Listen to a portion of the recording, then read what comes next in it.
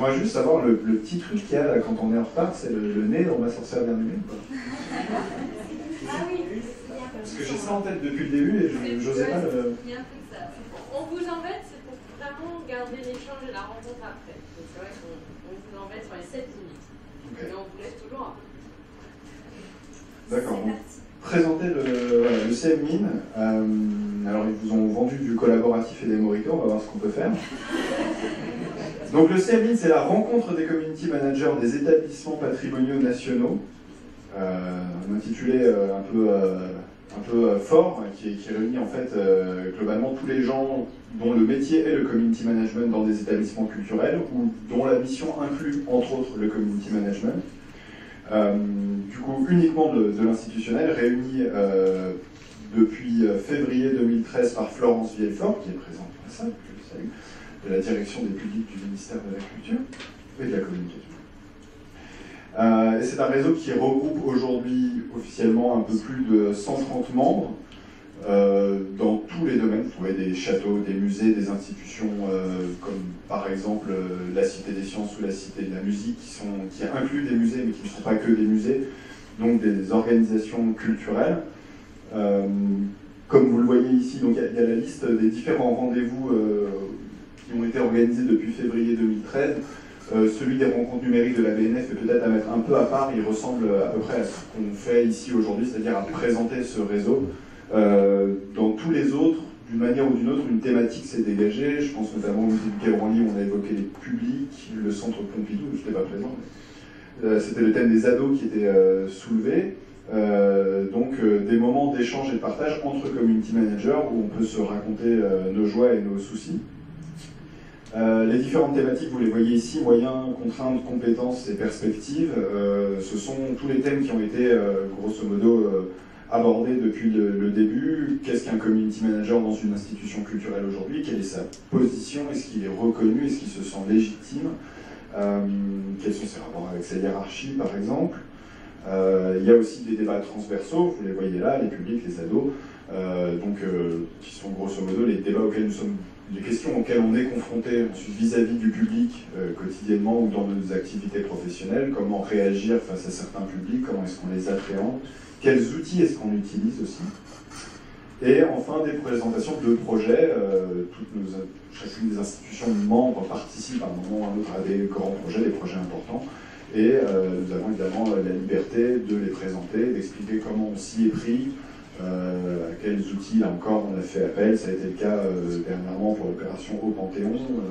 D'autres thèmes ont été présentés. C'était le cas le jour de fermeture qui a été présenté très tôt, puisque dès nos premières réunions, on a évoqué ce qui existait déjà, et ce hashtag fait partie des hashtags présents depuis un moment, tout comme AskCurator.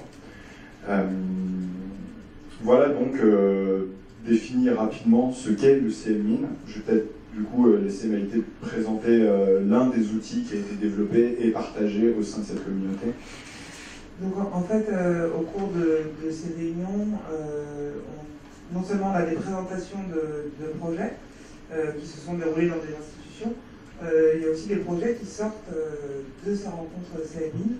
Le premier, c'est le guide d'utilisation des réseaux sociaux, qui est en fait à l'initiative de la Cité des Sciences, qui nous a été présenté, et c'est devenu un vrai outil pour tous, puisque la Cité des Sciences a accepté de partager ce guide.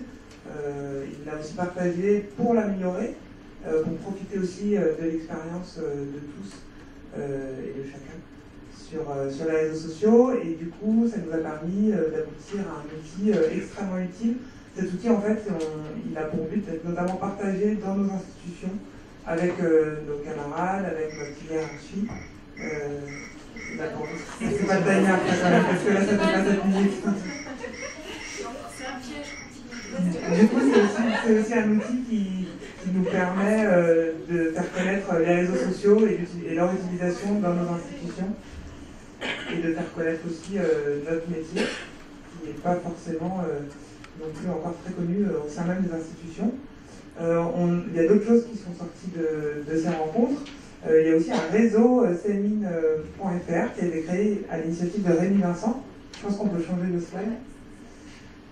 Donc ce réseau, il est bien pratique. C'est un annuaire d'abord, donc vous pouvez le voir, c'est un agenda et c'est une plateforme collaborative. Donc là aussi on se rapproche un peu de ce que fait déjà depuis longtemps Muséum, puisque c'est une plateforme dont on sert pour aussi des partages d'expériences, des partages d'outils. Et ça, c'est en place aussi depuis l'année dernière. Assez rapidement, en fait, on s'est rendu compte de l'utilité de pouvoir se contacter dans un espace privé. C'est peut-être aussi ce qui fait la différence de notre communauté par rapport aux autres, par rapport à celles qui sont présentées aujourd'hui. C'est qu'on est quand même très dans le cadre d'une rencontre de professionnels, entre professionnels des musées, mais aussi des théâtres et d'autres institutions, comme l'a dit Charles. Mais voilà, on a assez vite identifié le besoin de pouvoir se contacter, se trouver peut-être plus facilement que dans les longues mailing lists de Florence, dans les mails que Florence nous envoie. Donc ça, c'est un outil qui est encore en cours de développement, mais qui est déjà actif et dont on se sert déjà beaucoup. Et pour finir, on voulait rapidement vous présenter, alors bon, vous allez me dire que je prêche un peu pour ma paroisse, c'est pas faux. On voulait aussi vous dire qu'il y a des projets collaboratifs qui sortent aussi de ces rencontres. Justement à la rencontre CELMIN à la Cité des Sciences, j'ai eu la chance de rencontrer Louis Joberti, qui fait partie de l'équipe Gallica à la Bibliothèque nationale de France. On s'est un peu parlé à la pause, on a fumé une cigarette ensemble, on a mangé des madeleines au chocolat. On a un peu réfléchi, on a un peu mixé tout ça aussi. Pour rebondir sur Vidéo Mix, et on s'est dit il y a peut-être un projet à développer entre la BNF et le Château de Versailles autour de 14-18.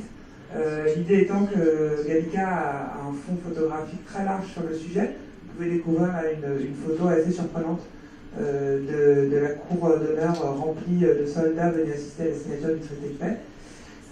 Et nous à Versailles, on a toutes les notes du conservateur de l'époque, de l'architecte, on a tous les documents officiels qui racontent comment les soldats venaient en permission, en revenant du front, profiter des merveilles de Versailles, qui racontent aussi comment les gardiens du musée ont été mobilisés, sont partis au front, sont pour beaucoup pas revenus du front.